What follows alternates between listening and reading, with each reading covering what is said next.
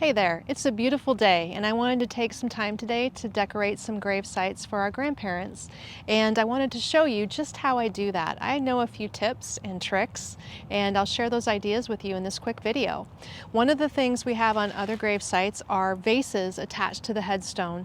And I've found over the years that keeping them very short is important. The vases are generally short and if the flowers are tall, they catch the wind and can fly out more easily.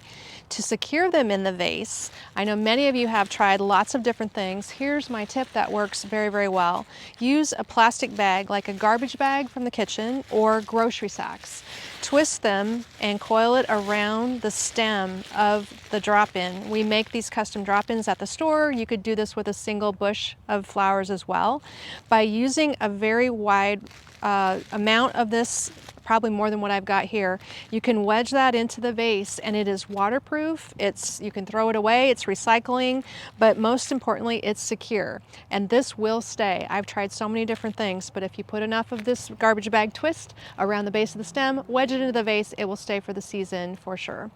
What we're doing here at this grave site is using a clip-on headstone topper. Now the headstone toppers are something that work on every headstone we've tried. This piece is actually from last year. We have not pulled it off over the winter. It's been out here, it's considerably dirty. It's lost a couple of flowers off of this stem, but the piece is intact and most importantly, it's still in place. Can you believe it? These plastic C-clamps are very sturdy. So this piece has been here over the winter in Nebraska in this protected cemetery plot, but we're going to replace it with a new one today. This is Grandma Marie and Grandpa Harold's gravesite. Grandma Marie was known for her gorgeous peonies. She was a lover of peonies, had a green thumb, and gardened so beautifully. So I always like to design for this gravesite with peonies. And you can see how I'm just using the clamps and securely sliding them down all the way so that the plastic plate is going to touch the top of this headstone. I've found that this works on another headstone that we decorate that is angled, so the piece actually sits at an angle when it's in position on another gravesite that we have. This is going to stay securely, not catch the wind, and most importantly, later on, we can either update some of the material in this design, or we can simply snip a couple wires and this foam and arrangement will come out and we can reuse the tray for you to redesign a whole new one in a couple of years as well. If you don't want to use the headstone topper, wreaths work beautifully at any location, especially if there's no stone and it's just flat in the ground.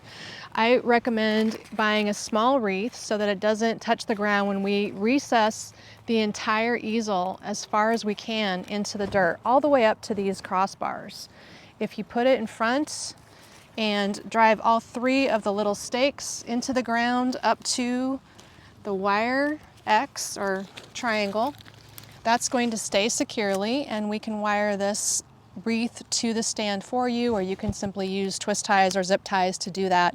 And this way it won't catch the wind and the wreath will stay secure on the piece, especially if you place it very close to the headstone. That's another great tip.